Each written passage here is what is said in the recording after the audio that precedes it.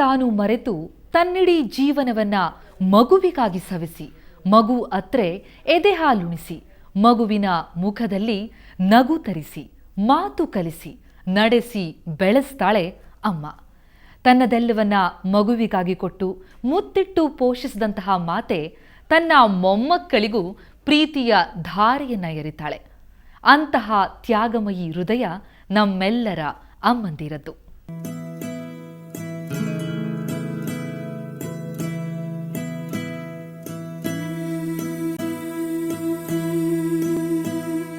ಅಮ್ಮ ಅಮ್ಮ ಅಮ್ಮ ನನ್ನಮ್ಮ. ಆಗಷ್ಟೇ ಹೆಜ್ಜೆ ಹಾಕುತ್ತಿರುವ ಮಗುವಿಗೆ ಆಸರೆಯಾಗಿ ನಿಂತು ಪ್ರತಿ ಹೆಜ್ಜೆ ಹೆಜ್ಜೆಯಲ್ಲೂ ಆಸ್ಥೆಯನ್ನು ವಹಿಸಿ ನಡೆಯುವುದನ್ನು ಕಲಿಸುತ್ತಾಳೆ ತಾಯಿ.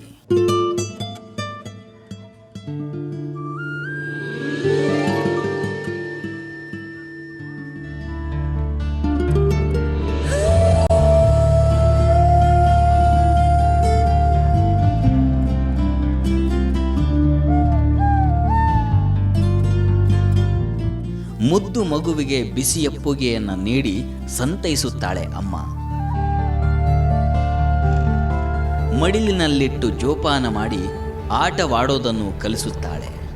ಜಗತ್ತು ತಿಳಿಯೋ ಮುಂಚೆ ಮಗುವಿಗೆ ಅದರಮ್ಮನೇ ಜಗತ್ತು, ಅವಳೇ ಎಲ್ಲ.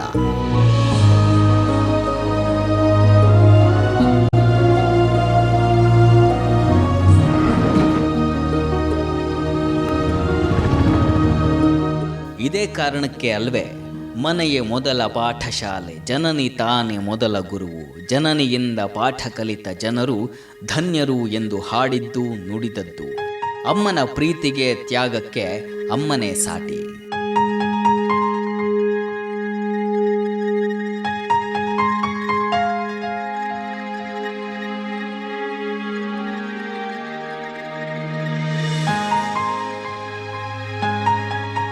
ನಮಗಾಗಿ ಕನಸು ಕಂಡು ನಮ್ಮಲ್ಲೇ ಎಲ್ಲವನ್ನೂ ಕಂಡು ನಮಗಾಗಿ ಬದುಕಿದ ಆ ಜೀವವನ್ನು ಮಮತಾ ಮೂರ್ತಿಗಾಗಿ ಮೀಸಲಿಡೋ ದಿನವೇ ಅಮ್ಮಂದಿರ ದಿನ.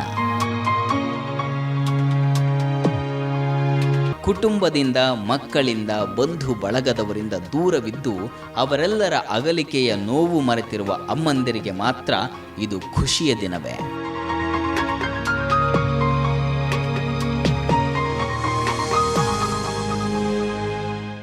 ಅಮ್ಮನಿಗೆ ಉಡುಗೊರೆ ಕೊಟ್ಟು ಅಮ್ಮನ ಮುಖದಲ್ಲಿ ಖುಷಿಯ ನಗು ನೋಡಿ ಸಂತಸ ಪಡುವಂತಹ ಈ ದಿನದಂದು ತಾಯ್ತನದ ಜವಾಬ್ದಾರಿಯನ್ನ ಮುಗಿಸಿ ಬಂದು ನೆರಿಗೆ ಮುಖದಲ್ಲಿಯೂ ನಗು ಉಕ್ಕಿಸುವಂತಹ ಅಮ್ಮಂದಿರನ್ನ ನಾವು ನಿಮಗೆ ಪರಿಚಯಿಸ್ತೀವಿ. ಜೀವನದ ದಾರಿಯನ್ನ ಸವೆಸಿ ಕೊನೆಯ ದಿನಗಳನ್ನ ಕಳೆಯೋದಕ್ಕಾಗಿ ಮನೆಯಿಂದ ದೂರ ಬಂದಂತಹ ತಾಯಂದಿರು ಇವರು.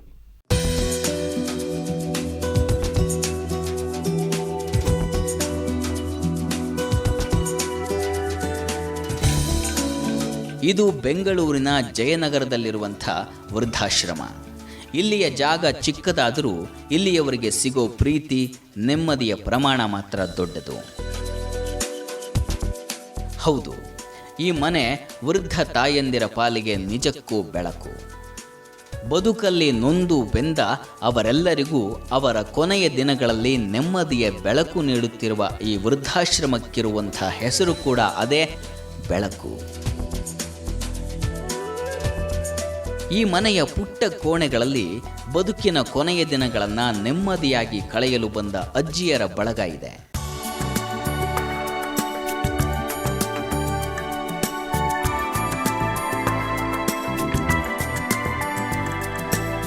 ಆ ಅಜ್ಜಿಯರೆಲ್ಲ ಎಲ್ಲಿಂದಲೋ ಬಂದು ಇಲ್ಲಿ ಒಂದಾಗಿ ಬದುಕುತ್ತಿರುವ ಜೀವಗಳಾದರು. ಅವರ ಅನ್ಯೋನ್ಯತೆಯನ್ನು ನೋಡಿದರೆ ಆಶ್ಚರ್ಯವಾಗುತ್ತೆ. ಬಿಡುವಿನ ಸಮಯದಲ್ಲಿ ಅಳಗುಳಿ ಮನೆಯಾಟವನ್ನು ಆಡ್ತಾ, ಪೇಪರನ್ನು ಓದ್ತಾ, ಹರಟೆ ಹೊಡಿತಾ ಕಾಲವನ್ನು ಕಳೀತಾರೆ.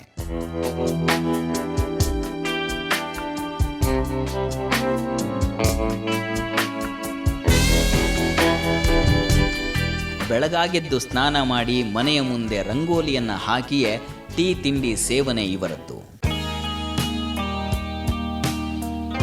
ಸಂಜೆಯಾದರೆ ಸಾಕು ಈ ಮನೆಯ ಪುಟ್ಟ ಕೋಣೆಗಳಲ್ಲಿ ಮೊಳಗುತ್ತೆ ಭಜನೆ, ದೇವರ ನಾಮ. ಕಾಪಾಡು ಶ್ರೀ ಸತ್ಯನಾರಾಯಣ.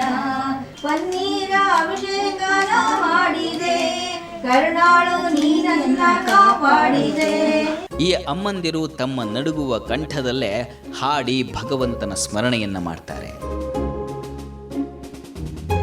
ನಗ್ತಾ ನಗ್ತಾ ಹೆಜ್ಜೆ ಹಾಕೋ ಈ ಇಬ್ಬರು ಅಜ್ಜಿಯರು ಒಡಹುಟ್ಟಿದವರಲ್ಲ, ಮೊದಲಿನಿಂದ ಪರಿಚಯವಿರೋ ಸ್ನೇಹಿತೆಯರೂ ಅಲ್ಲ. ಆದರೆ ಇವರು ಈ ವೃದ್ಧಾಶ್ರಮಕ್ಕೆ ಬಂದ ಮೇಲೆ ಒಬ್ಬರನ್ನೊಬ್ಬರು ಅರಿತವರು, ಬೆರೆತವರು. ಈಗ ಅವರಿಗಿವರೇ ಎಲ್ಲ.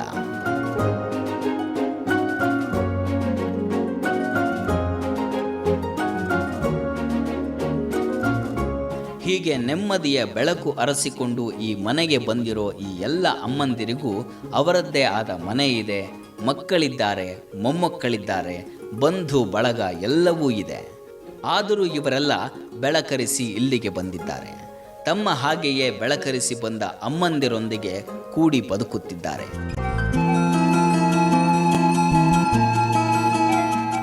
ಇಲ್ಲಿ ಒಬ್ಬೊಬ್ಬರದು ಒಂದೊಂದು ಕಥೆ.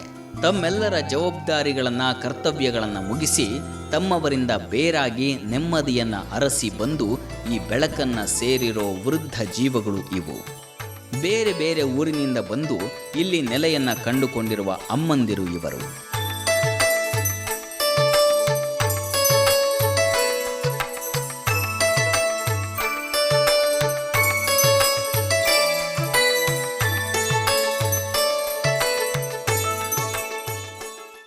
ವೃದ್ಧಾಶ್ರಮದಲ್ಲಿಯೇ ನೆಮ್ಮದಿಯ ಬೆಳಕು ಕಂಡುಕೊಂಡು ನಗು ನಗುತ್ತಿರುವಂತಹ ಈ ಅಮ್ಮಂದಿರು ತಮ್ಮ ಕಥೆಯನ್ನ ತಾವೇ ಹೇಳ್ಕೊಂಡ್ರು. ಎದೆಯಾಳದ ದುಃಖ ಬಿಚ್ಚದೆ, ಮೊಗದ ಮೇಲಿನ ನಗು ಮರೆಯದೆ ನಮ್ಮೊಂದಿಗೆ ಮಾತನಾಡಿದ್ರು. ಮನೆ ಬಿಟ್ಟು ಬಂದಮೇಲೆ ಅವ್ರ ಕಡೆ